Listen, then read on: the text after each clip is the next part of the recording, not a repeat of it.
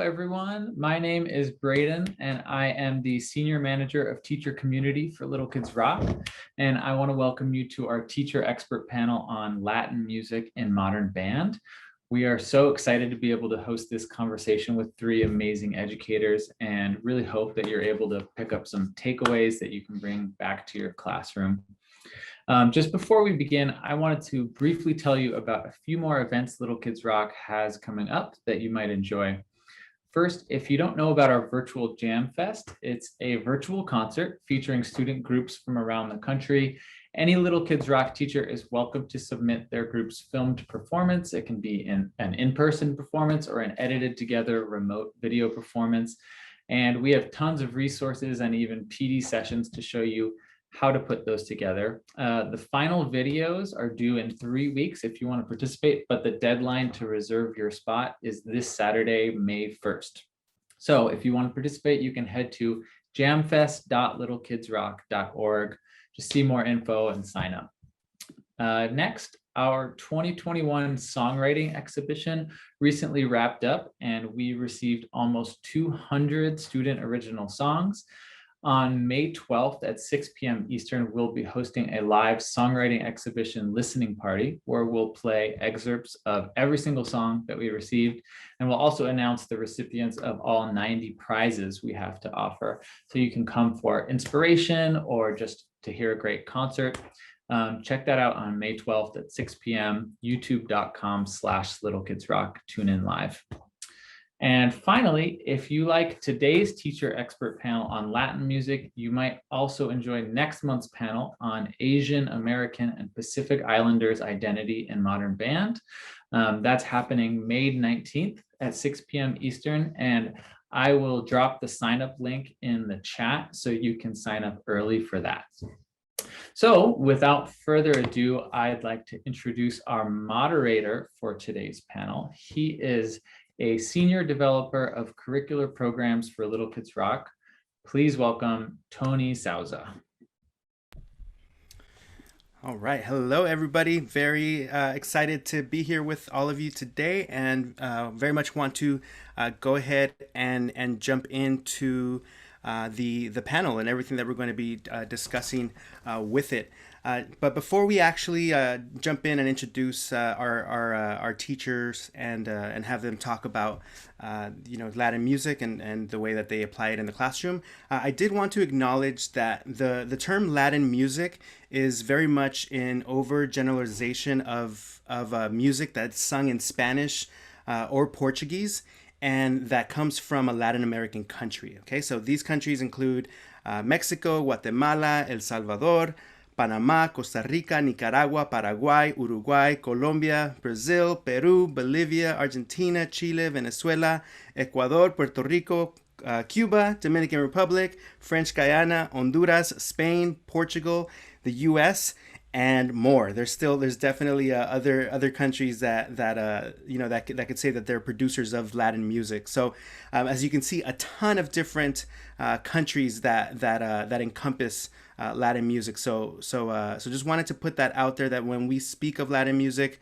we're very much talking in general terms, and we do want to kind of get to a point where we specify various styles or musical cultures within Latin music. Okay, so with that said, I want to focus the majority of our conversation today around the various ways that these different types of music are applied in the classroom, and specifically, we're going to focus in on these three teacher experts. Okay, so I'm going to go ahead and introduce each of them right now. So first, I'd like to introduce Ana Rivero. And Ana is a Cuban pianist and choral conductor who resides in Miami, Florida. She's lived there for the last 17 years. She is the general music teacher and middle school choir at Jane S. Roberts K-8 Center, with an experience of more than 20 years as a Latin music performer, as a pianist and singer. She's also been a member of Little Kids Rock for 6 years, and she holds a master's and a bachelor's degree in music education. So welcome, Ana. Happy to have you here. Thank you. It's a pleasure. All right. Next teacher we have here is Art Fuerte. Arturo is the general music teacher at Willard Elementary School in Evanston, Skokie District 65. This is his 5th year in the district and has previously taught in Chicago Public Schools and the Teton County School District. All right, so I'd like to introduce Art. Hello, Art. All right, and finally we have Fabian Lopez, who is a teacher at Edward Hurley Elementary School, which is a pre-K through 8 school. And Fabian is works within Chicago Public Schools and specializes in orchestral strings, general music, mariachi music, and modern band. Fabian received his Bachelor's of Music Education at Vandercook College of Music and is currently seeking his Master of Arts degree in Community and Teacher Leaders from Northeastern Illinois University in Chicago. So welcome, Fabian. Very happy to have you here as well. So let's go ahead and jump right in, okay? So we can we can talk some shop right here. So I'm gonna throw this out, and feel free to jump in. Whoever would like to go first. But the question is, what specific Latin genres do you focus on in your program? I can go first, I guess. Cool. We specifically teach certain things that we can also incorporate movement, right? So we have a lesson on cumbia, and we teach the dance steps and all the percussion rhythms. We do cha-cha-cha, and we show videos of the dancing, especially now, with Zoom and all that, we kind of have to show a lot more videos, right? And so it's easy for us. We teach, or I specifically teach salsa, but I use salsa to teach the clave with the understanding that we're gonna learn about its influence on rock and roll, on modern bands, right? So we take the clave and then we do the Bo Diddley rhythm, and then I Want Candy and all those songs that have the clave, right? And then I specifically teach corridos as it relates to the Mexican Revolution, specifically concentrating on soldaderas, the women warriors of the time. And then a little bit of plena, just a little bit. So those are the genres we kind of do. Nice. I like that. There's like different samplings from different regions, which I think is great. Very cool. Anna, you want to go next? Yes. Well, in my classroom, I've been concentrating the Latin music a little bit more into cha-cha-cha and son cubano, which are since I'm Cuban, that's my forte. But definitely, this is a field that I want to spend because we have a very big and variety community in Miami. So my plan is to actually incorporate other music genres representing Venezuela, Mexico, what else? Colombia, Argentina, which are very main countries that I see with a folk music that we can teach to the students. But primarily recently it's been cha-cha-cha and son cubano, which is already it's been challenging because it's not easy. And in elementary, Yeah, especially. Definitely. Cool. Very nice. And how about you, Fabian? Sure. For me, my school is predominantly in an area that has a large population of Mexican American people, and so my genre that I primarily focus on is of the Mexican genre, looking at mariachi music. I am the mariachi teacher at my current school right now.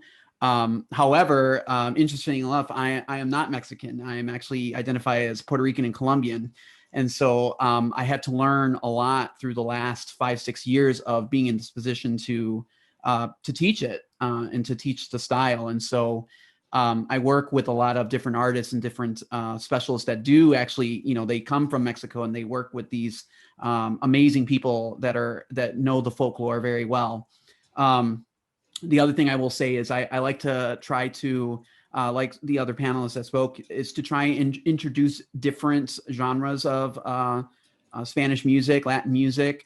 I've tried some Latin rock as well to introduce students to that. I know my students are definitely into corridos, like Art was saying as well. They are always begging me to add corridos to the programming. I'm still not quite there yet, so maybe Art, you can give me some tips. But definitely, it's something that I think if you can expose students at the beginning to understand their culture a little bit better, I think that they end up wanting to know more and wanting to explore different cultures that maybe they didn't, thought existed before. So. Right.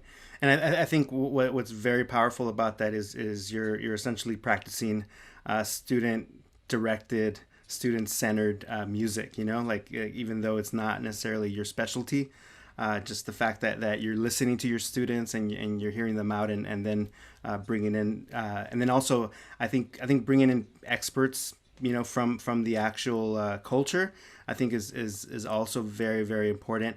I'm Mexican American, and although I've heard a ton of mariachi music throughout my life, at parties everywhere, I'm very much not a specialist within mariachi, right? So even in my classroom, I've brought in people who do it regularly, which helps a ton. So that's great. Just because the question was brought up, and I know the three of you have kind of mentioned different genres within Latin music, but is there any kind of like pop focused Latin music that you've incorporated over the last few years that you might be able to speak to?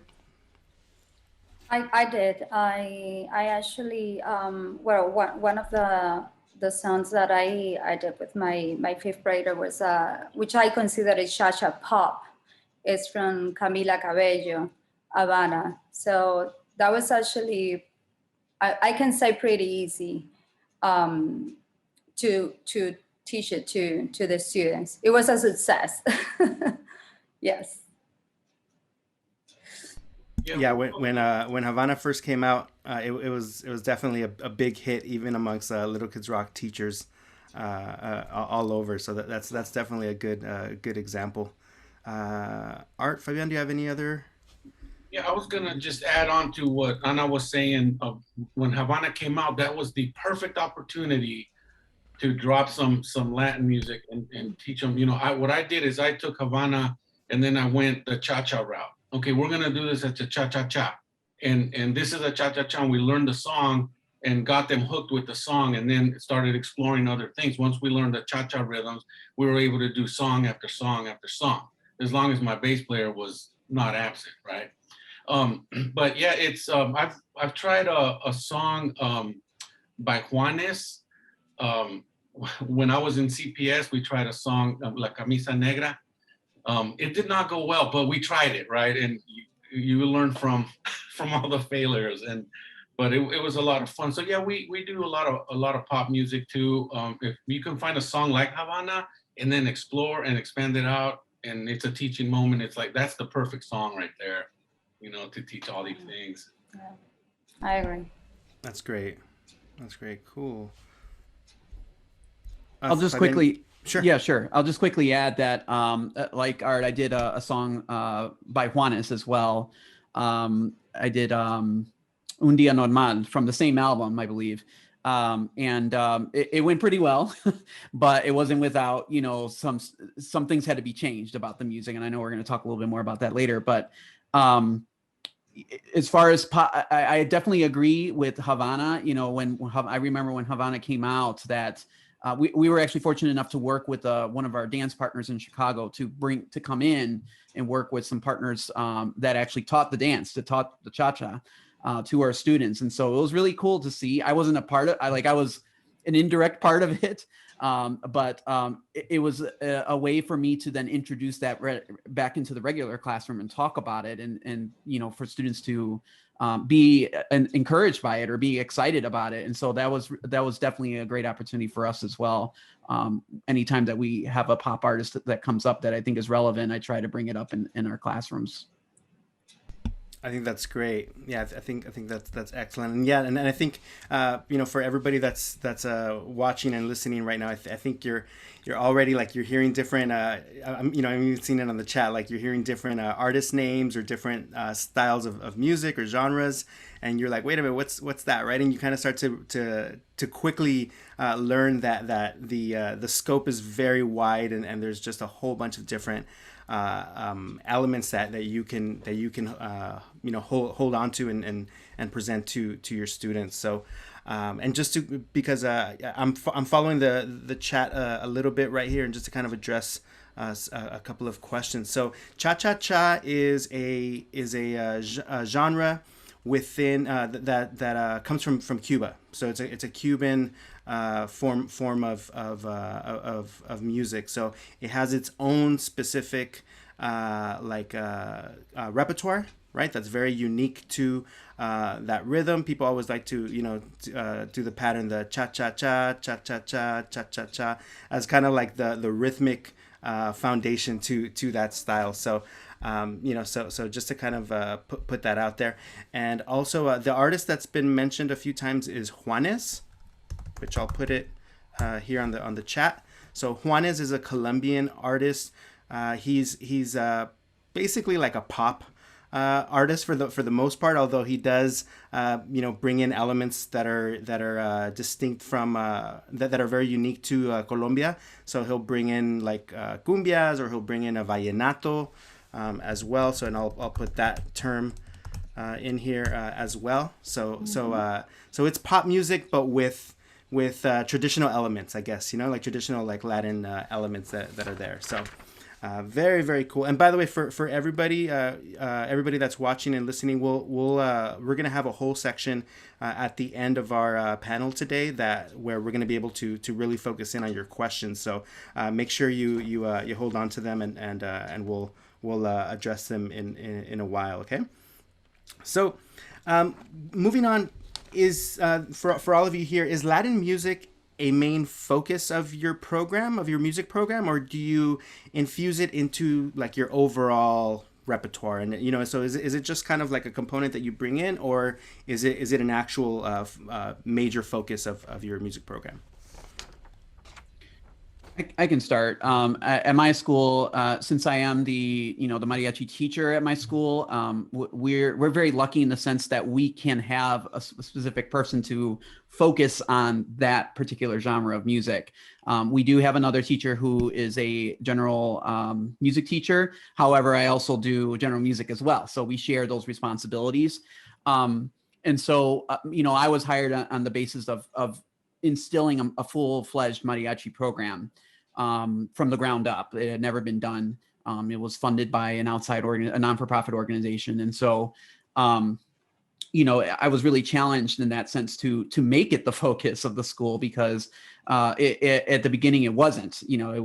They had some experience of having Latin music from like other different partners that were coming from outside into the school, but nothing that was really internalized in the school that met the culture that was being represented at the school. And so this was really the step forward for us. And now we're this is, I believe, our 6th year in the run. We've seen a transformation in the way that students take ownership of their culture because of that. And so I would say that, yes, for me, it is a main thing that we do.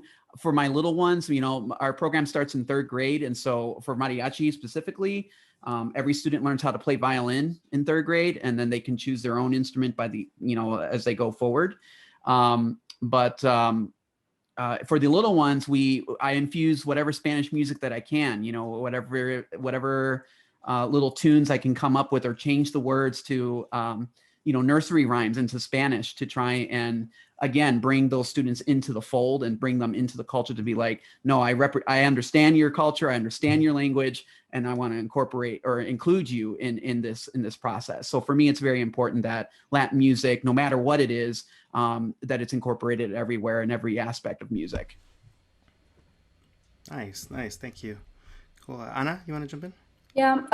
No, for me, it's not a main a main repertoire that I do. I like to do a little bit of everything besides, you know, that we had different shows during the school year. We'd have the holiday show. So I do holiday music there. A set for my fifth graders, which I give them, you know, the freedom to pick any other music genre. Can be rock, can be pop. But I tried that is related with the holiday theme. Now, at the end of the school year is when we do different repertoire, and it's when I bring the Latin genre, so incorporated with other different genres in the show. Yeah. Nice. Nice. How about you, Art? Yeah, mine's the same. It's incorporated here and there. I do specific lessons, like I was saying, but I give my students the ability to choose their own song at the end of the year. And since a big portion of my population is Spanish speaking, inevitably they choose a Spanish song. So it's happened almost every year, where we'll go to vote on songs, and two of the top three songs are in Spanish. And sometimes they don't win out, and we use the democratic process, but if they don't win out, then they don't win out. But most of the time they do, and so that's when we use it. So it's kind of like dispersed here and there with a lesson here and there, knowing the rhythms. And then once you open that can of worms, usually they end up choosing a Spanish song, but it's not the main focus of the program. Got it. Okay, cool. Very nice. And kind of speaking, like relating to all of this. So, imagine I'm I want to start a Latin music program at my school, right? What would be some key first steps towards making sure that I incorporate it into my music program properly, and how might that look across the various grade levels as well? Like how might I structure a Latin music program if I'm building it from scratch? Okay. In my case, that I work with elementary kids, and you can see the differences between grades especially when we're teaching the little kids rock program. I would say that it's a good idea to start with some history incorporated about the genre.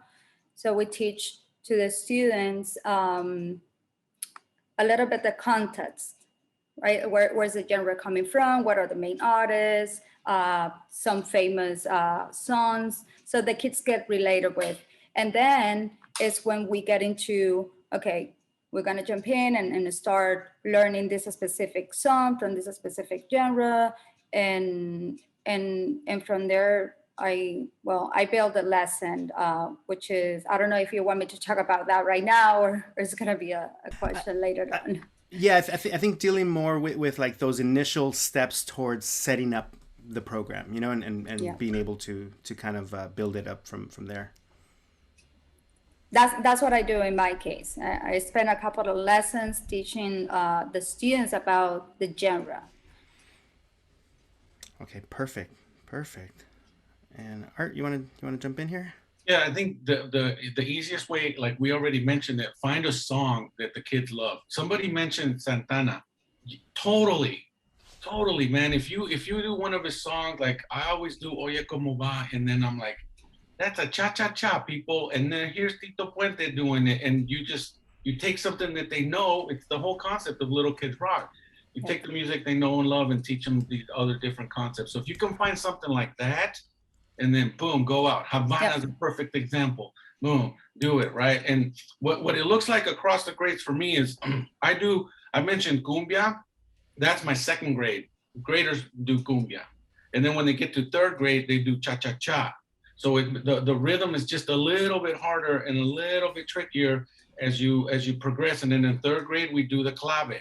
We teach them, and someone was asking about the clave. We do teach the son clave, not the rumba, not yet.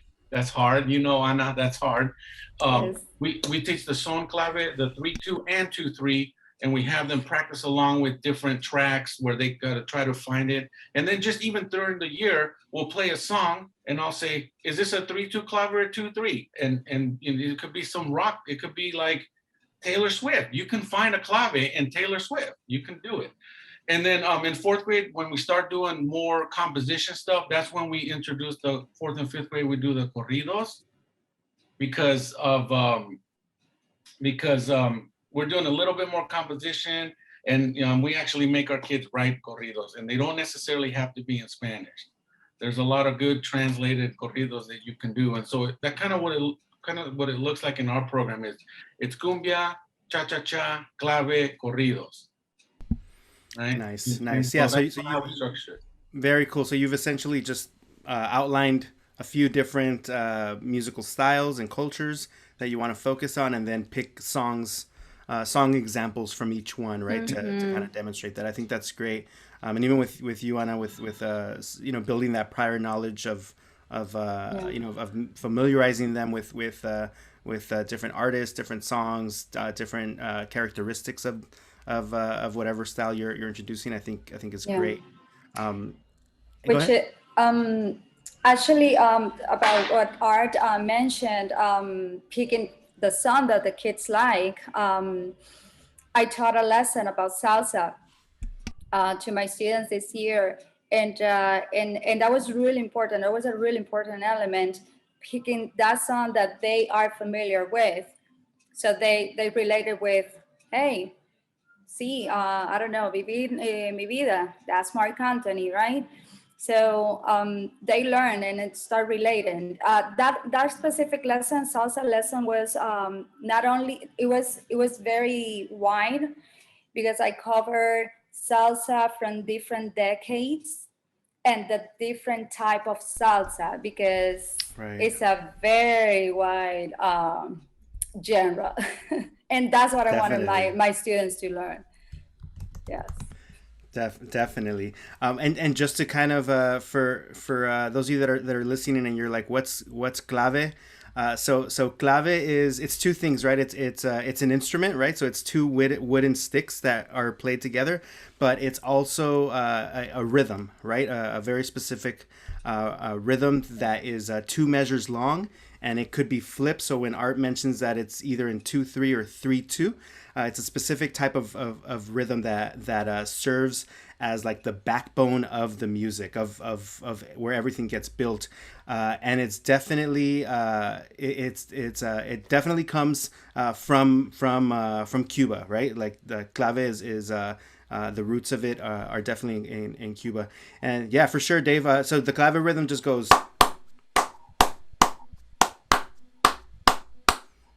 That's it.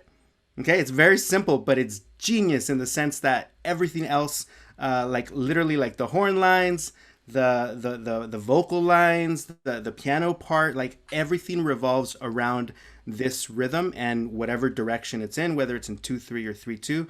And primarily, like when we're talking about like commercial music, like where the clave applies specifically to salsa music, or Cuban son, mambo, things like that. Okay, so that's kind of where we're at with clave. Moving, so kind of similar to, as far as asking you about the first steps towards incorporating Latin music into your program. What about like imagine that I'd like to have my students play Latin music. However, I have limited knowledge about the various cultures, genres, artists, and other important aspects that create these unique sounds. So how can I, as the teacher, present some of these elements to my students in a way that avoids me culturally appropriating Latin music, right? So how can I, if I have very limited knowledge personally of Latin music, but I want to, present it to my students, how can I do it in a way that essentially is respectful, towards that specific culture and music? I can start with that because, as I mentioned earlier, not being a person who lives and breathes mariachi music right away, that was definitely tough. That was a challenge when I first got to my school. And so, kind of hitting on the points that Art and Anna also mentioned earlier, I think part of the first step that you need to do, especially when you're thrown into a situation that's completely foreign to you, is to get to know what the students know. You know, like what music do they know? What who do they listen to? Like what mariachi artists do they know? You know, and so that I was gathering that data from them, you know, or that knowledge from them, and then going back, going home at night, you know, going to YouTube, trying to look for books or look for whatever resources that I could. And mind you, this was before that the program got started really going, you know. And I didn't have any partners, and I didn't have money, you know, I didn't have a lot of resources to work with. So, you know, I think part of it is you also have to do some research yourself as well into it. You have to, and let me put it this way, because a lot of times teachers shy away from this because they feel like, well, it's more work on my current load that I already have, right? But the same token, it's like if you are passionate about trying to, like you said, to bring this to students, and you want them to be passionate about it, then you have to be passionate about it as well, and you have to want it as badly as they do, right, in order to understand it. And so I think it's super important to do your research, you know, go to colleagues that might, you know something about it, or maybe find people that can refer you to other people that can help you with this, because you know, starting a program that you may not be familiar with, or a genre that you might not be familiar, it can be scary, it can be daunting. And that's not uncommon among teachers, I don't think. And so it's to say that you'll be okay, you know, and to you know, talk to people, talk to resources, talk to kids, talk to other adults in your building to find out what is it that they've done so far, you know. Definitely, yeah. Excellent suggestions, and I think you know, the part of tapping the students' knowledge for this, like in many ways, that's not very different than what we already do with modern band in general, right? I know oftentimes we don't necessarily know what students are listening to unless we directly ask them, and then we have to go learn about those artists. So I think that's a great approach. Anna, you want to go next? Well, I think that was a great advice. Yes, and I agree. Well, my situation is different because, but I definitely there's like a couple of websites that I use. And I think that any teacher can go there and find out, especially when they don't have the knowledge from the Latin music. The Smithsonian website, they have a lot of information there. Also, through the Teachers Pay Teachers, they have a lot of resources for projects and history context that they can find information there. And there's actually another one that I started using this year, and I think it's great. They have great videos. It's called the Music Workshop, and they have great videos through the Latin music. They actually have questions about the video that you can share either online, or you can make copies for the students. I use these resources. I rearrange it in a different way for my lessons. I prepare a Google presentation for the students to make it a lot more interactive. But I think that would be a good start. And plus what Fabian shared, definitely. Yes. Yeah, definitely. That's great. I'm grabbing the link right now for the Smithsonian website, which I think is an excellent source, not only for Latin music, but also from music from other parts of the world. It's also very helpful. Art, you want to add anything else to this question? I'll add one more thing. I think you already have 3/4 of the ability to do this already. You know all the modern band instruments. In a lot of these groups, like let's just take salsa for example. You have all the instruments, the piano, you have the bass, you got some drums. You're gonna need auxiliary percussion. So where do you go and learn those 2-bar patterns? Because the bass pattern is specific to a mambo. It's different for a cha-cha. It's different for a cumbia, right? So where do you find that? Where do you find the patterns for salsa? Where do you find, all that stuff? There's a great book called The Salsa Guidebook by Rebecca Malion that has all those styles, and almost every single style is a 2-bar pattern. So all you have to do is just, if you're going to focus on a certain song and you know what type of song it is, you can go in that book and learn those rhythms. And what we've done in our district is we've broken down those rhythms into body percussion. So everybody plays everything all the time. We have 3 different rhythmic patterns that are going to go with the cumbia, and then we practice them with body percussion. Then we hand out the instruments, right? But you start with it, like for a teacher, get that book. It's called Salsa Guidebook by Rebecca Malion. And also with that, you should order 101 Montunos just for your edification, right? Like,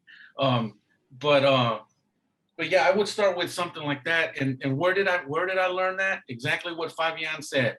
I asked a friend, I asked a friend, and that's how it got started. And you keep building your knowledge, and I think it's easier than you think. You just need those 2-bar pattern for those auxiliary percussion and the bass, and then you got it. It's gonna be easier than you think. So give it a shot. Don't be scared. Definitely, yeah, and I think I agree. Like, beyond the student, I think the students themselves are a great resource, but definitely, like, just looking out towards your community.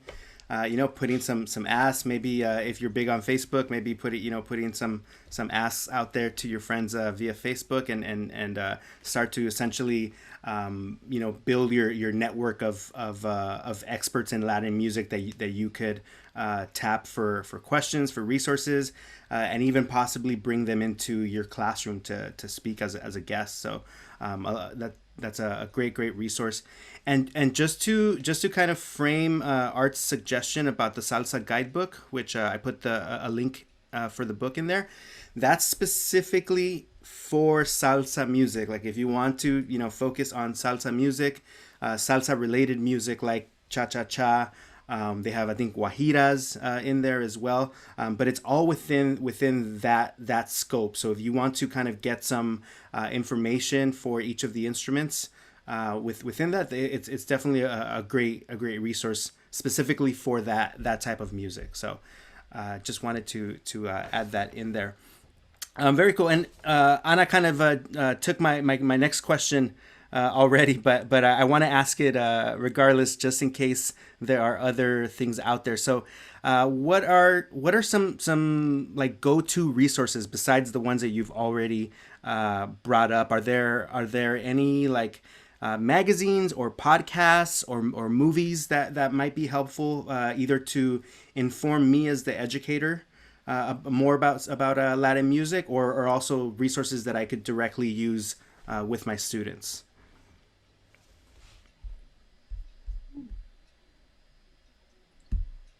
I can suggest one thing.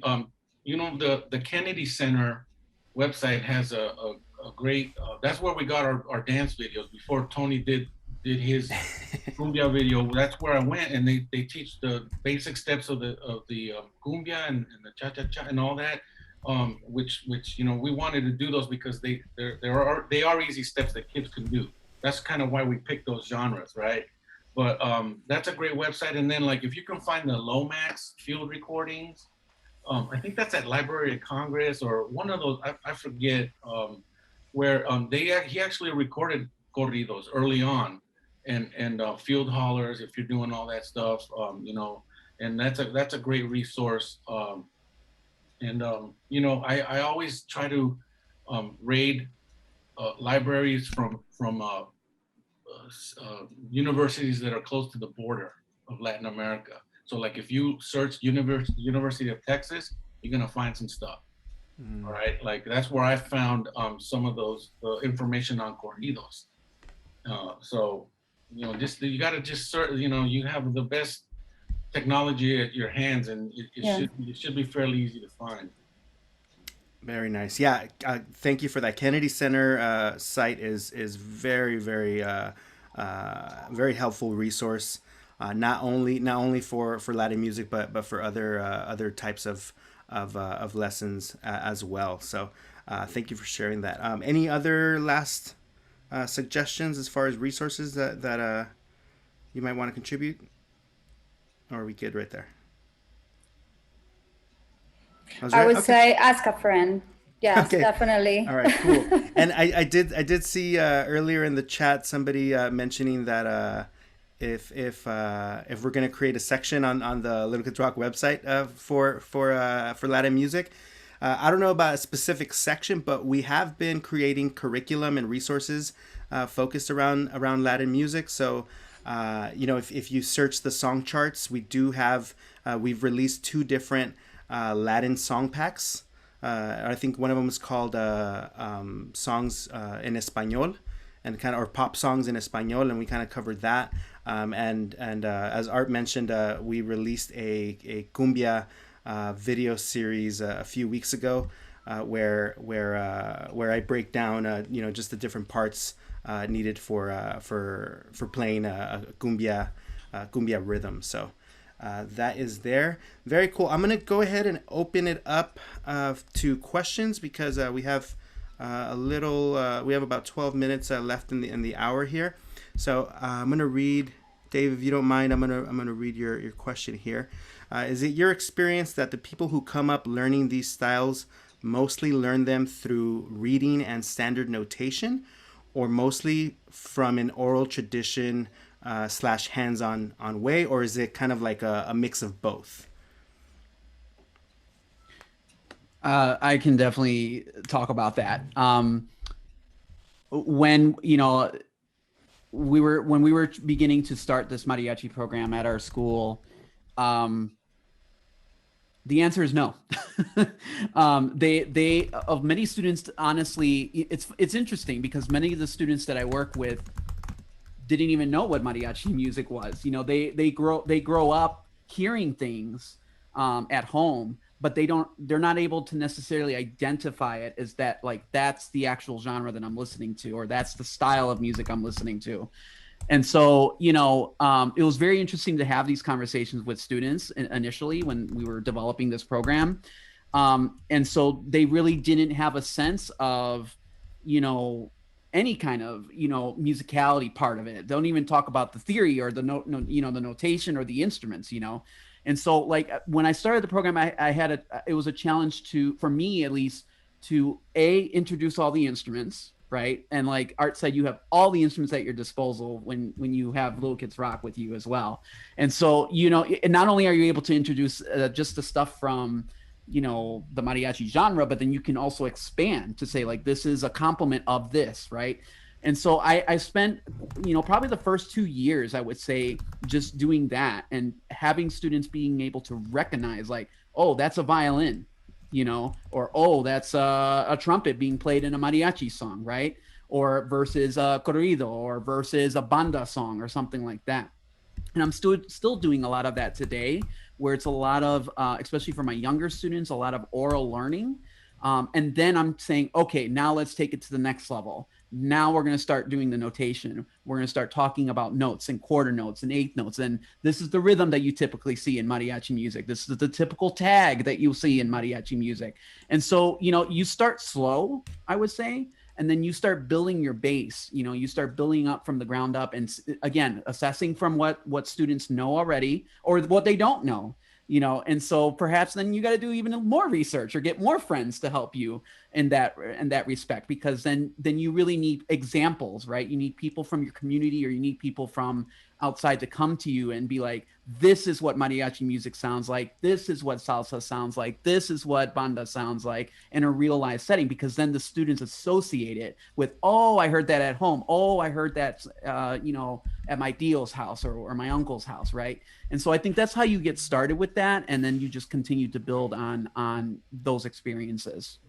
Definitely. And yeah, and just to kind of cap that off, I think there's many different musical cultures and styles of music within Latin music where it's exclusively an oral tradition, right? And that's where it exists. Absolutely. Like corridos and things like that. Mariachi was one of those styles of music that worked in that way. And we could literally have an entire panel series focusing on this specific issue. But I do want to acknowledge that one of the reasons why mariachi music has gained a lot of steam in the U.S. educational system is because it got formalized, because it started to become notated, and now a lot of the instruction happens from that approach, right? Which is essentially like a Western European traditional approach versus the way that most mariachis generally developed. So just to kind of put it out there, and we can, like I said, like that's a whole conversation in terms of how you want to kind of focus that approach pedagogically, but definitely something to look into on your own as well. All right, I have a question from Janice, who says major artists that kids can relate to for these styles. Yeah, that was going to be one of the questions that we had on the list as well. So, what are some potential artists? Maybe specifically, I think Janice is asking within the salsa genre. So, are any go-tos as far as who they should be listening to? The first one is the Queen, Doña Celia Cruz. That's the first one. It needs to start from there. and then we have a lot. And as I said, the salsa genre specifically has a lot of artists because it depends on what kind of salsa you want to teach or perform. So I would say, let's say from the top of my head, from Puerto Rico, Gilberto Santa Rosa, Oscar de Leon, from Venezuela, Grupo Nietzsche from Colombia,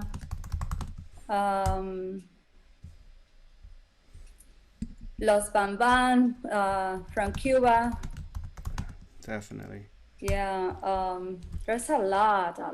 Yeah, there's a bunch. I would literally just recommend like Google salsa artists, and then all of a sudden you get like a whole bunch of different icons, that pop up, and you can just kind of click your way through each of them and learn more about that. But yeah, there are a ton out there. And Mark Anthony, obviously.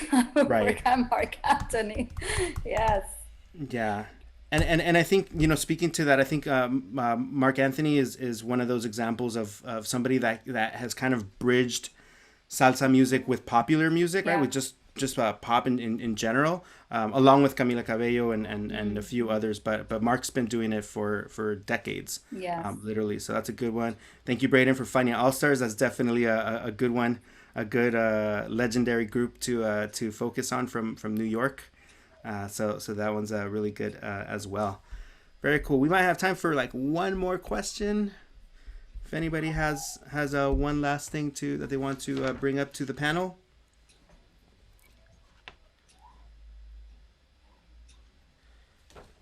Well, I wanted to add to the question before that through the process of teaching the music. In my case, since I have the elementary kids, I do a lot what Art said about teaching the rhythm first. I do like different combinations. I teach it by rote.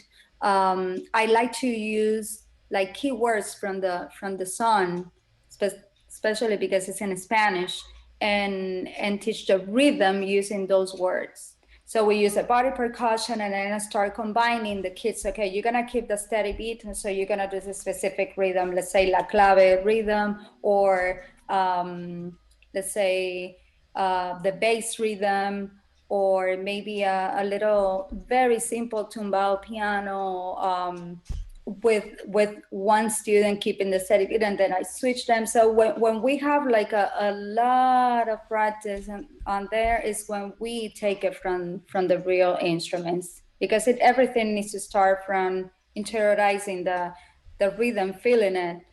So that's kind of the process that I use in my classroom.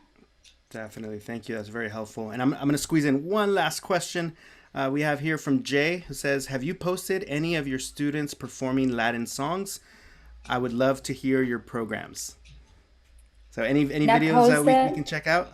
I have a video, but I haven't posted it. I showed it to the presentation I did 2 years ago at Little Kids Rock at the summit, 2019. I had a video there, but not on the social media. I would love to share it, but we'll have to find the best way. Definitely. There's a snippet of one of my classes doing Havana and another one doing Bitty Bitty Bom Bom on the Little Kids Rock. I think I posted it on Little Kids Rock, the private group. But I can't remember. I can't even remember what I ate this morning. So. Yeah, definitely, especially on a Thursday. I uploaded right? it to the Little Kids Rock website. Website. Okay, cool. And yeah, in any do any of you have YouTube channels by any chance? Yes, I do. If you wouldn't mind maybe plugging Sure, I can drop it in there. your channel, I'm sure some people would love to check out any videos that you have up there.